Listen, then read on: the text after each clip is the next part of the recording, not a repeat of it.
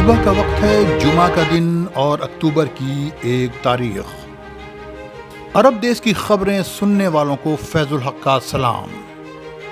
سب سے پہلے خبریں امارات سے، جہاں دبئی ایکسپو 2020 شروع ہو چکا ہے۔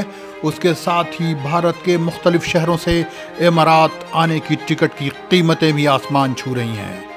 ساؤتھ انڈین سیکٹرز جیسے کوزیکوڈ اور کوچی سے امارات کی ون وے ٹکٹ 2000 درہم میں فروخت ہوئی، لیکن اس کی تفصیل بعد میں۔ پہلے امارات کی کچھ اور خبریں۔ امارات میں اکتوبر کے مہینے میں پٹرول اور ڈیزل کی قیمتیں زیادہ ہوں گی۔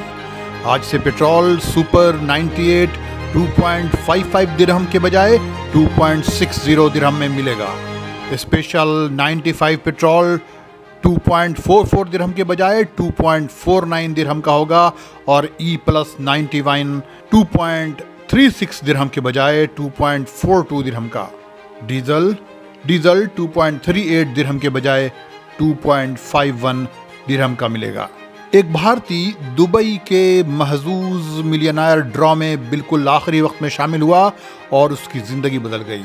34 سالہ میر، جو اس ڈرا کے اعلان سے 5 گھنٹہ قبل ہی اس میں شامل ہوا تھا، 1 ملین درہم یعنی تقریباً 2.25 کروڑ بھارتی روپے جیت گیا۔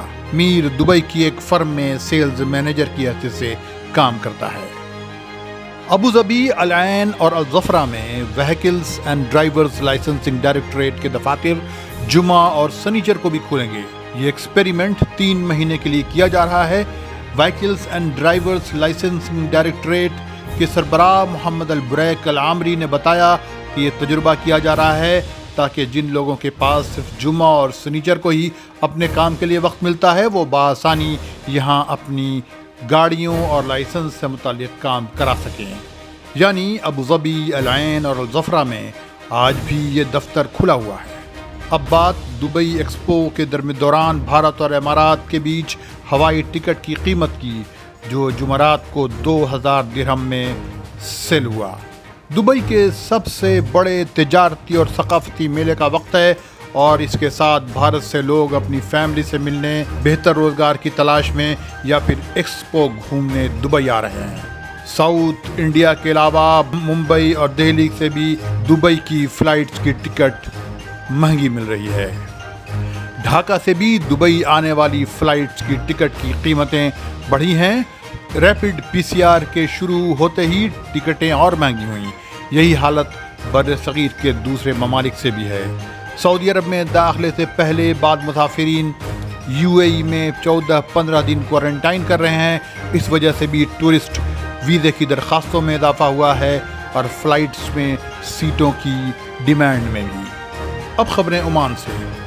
لولو گروپ کے چیئرمین عبداللہ یوسف علی کو سلطنت عمان نے لانگ ٹرم ریزیڈنسی دی ہے۔ بھارتی نژاد یوسف علی ان 22 بڑے انویسٹر میں شامل ہیں جنہیں عمان نے لانگ ٹرم ریزیڈنسی دی ہے۔ عبداللہ یوسف علی کو پہلے ہی UAE نے گولڈن ویزا اور سعودی عرب نے پریمیم ریزیڈنسی دی تھی۔ خلیجی ممالک کے علاوہ مصر، انڈونیشیا اور ملیشیا میں لولو گروپ کے 215 ہائپر مارکیٹس ہیں۔ عمان میں ان کی تعداد 27 ہے۔ عمان میں انڈین اسکولز کورونا کی وبا کے بعد دوبارہ کھل رہے ہیں۔ 18 مہینے بند رہنے کے بعد اسی مہینے یعنی اکتوبر سے فیزڈ مینر میں اسکول کھولے جائیں گے۔ کورونا کی وبا اور اس کی وجہ سے عائد پابندیوں سے سبھی کی مشکلات بڑھی ہیں، ان میں ان اسکولوں میں پڑھنے والے بچوں کے پیرنٹس بھی ہیں۔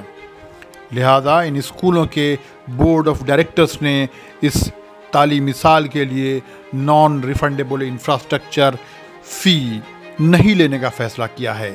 اس کے علاوہ بعض دوسری سہولتیں دینے کا بھی وعدہ کیا ہے۔ اب چلتے ہیں کویت کے مقام جہرہ میں 85 غیر ملکیوں کو غیر قانونی طریقے سے ملک میں رہنے اور کام کرنے کے جرم میں گرفتار کیا گیا ہے۔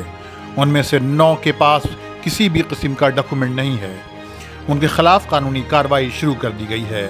اسی دوران انٹیریئر منسٹری کے حکم پر پولیس نے گھیراؤ کر کے سالمیہ اور دیگر مقامات سے 21 لوگوں کو گرفتار کیا ہے، جن میں سے بعض کے خلاف پہلے سے ہی ایرسٹ وارنٹ تھا۔ اور وہ فرار تھے۔ اب کچھ خبریں سعودی عرب سے۔ سعودی عرب نے 50 سال سے زیادہ کی عمر کے لوگوں کو کورونا ویکسین کے تیسرے بوسٹر ڈوز دینے کی مہم شروع کر دی ہے۔ جمعرات کو مکہ میں شام کو ام القریٰ یونیورسٹی میں 50 سال سے زیادہ کے ایک سعودی کو تیسرا بوسٹر ڈوز دیا گیا۔ منسٹری آف حج اور عمرہ نے اعلان کیا ہے کہ آج سے 1 لاکھ لوگ عمرہ اور 60,000 لوگ حرم میں باجماعت نماز ادا کر سکیں گے۔ اس کے لیے توکلنا ایپ پر رجسٹر کرنا ہوگا۔ سعودی حکومت نے کورونا کی وبا کے پھیلنے کے بعد سے حرمین میں داخلے اور حج و عمرہ پر بعض پابندیاں عائد کر رکھی ہیں، اور جیسے جیسے کورونا کے اثرات کم ہوتے نظر آ رہے ہیں، حج و عمرہ پر پابندیوں میں ڈھیل دی جا رہی ہے۔ منسٹری آف ہیلتھ کے مطابق پچھلے 24 گھنٹے میں کورونا کے 44 کیسز سامنے آئے ہیں۔ سعودی سینٹرل بینک کے مطابق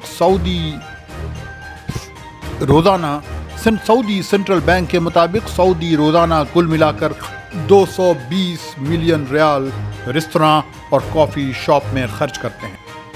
بعض لوگ سعودیوں کی قوت خرید کو دیکھتے ہوئے اتنا خرچ بہت مناسب بتا رہے ہیں، جبکہ بعض دوسرے افراد اسے فضول خرچی بتا رہے ہیں۔ قصیم میں پولیس نے ایک یمنی مرد اور عورت کو بھیک مانگنے کے جرم میں گرفتار کیا ہے۔ دونوں مرد و عورت اپنی کار سڑک کے کنارے کھڑی کر کے گزرنے والوں سے کار میں پیٹرول بھرانے کے نام پر پیسے مانگتے تھے۔ اب بحرین۔ اسرائیل کے minister of foreign affairs Yair Lapid نے جو بحرین کے دورے پر ہیں، کیپٹل منامہ میں اسرائیلی سفارت خانے کا افتتاح کیا ہے۔ انہوں نے اپنے بحرینی کاؤنٹر پارٹ ڈاکٹر عبداللطیف الزیانی کے ساتھ مل کر ریبن کاٹا۔ ایک بحرینی عدالت نے بھارت کے ہندو میرج ایکٹ 1955 کا استعمال کرتے ہوئے ایک بھارتی جوڑے کے درمیان طلاق کروائی۔ اس بھارتی نے اپنی بیوی سے اس لیے طلاق مانگی تھی کیونکہ وہ تقریباً 10 سال سے اس کے ساتھ نہیں رہ رہی تھی۔ یہ جوڑا 12 سال یعنی 1997 سے 2009 تک ساتھ رہا۔ اس کے بعد دونوں میں کشیدگی پیدا ہوتی گئی۔ عدالت نے شوہر کی درخواست سننے کے بعد یہ فیصلہ کیا۔ بحرین میں تقریباً 15 لاکھ کی آبادی ہے اور 52% سے زیادہ غیر ملکی ہیں۔ ان میں 74% مسلمان ہیں، اس کے بعد عیسائی ہیں جن کی آبادی 10% کے قریب ہے۔ ملتے ہیں اگلے بلیٹن میں۔ اگر آپ سعودی عرب، امارات، کویت، بحرین، قطر میں رہتے ہیں تو عرب دیس کو سبسکرائب کر لیں اور ساتھ ہی گھنٹی کے بٹن پر کلک بھی کر دیں۔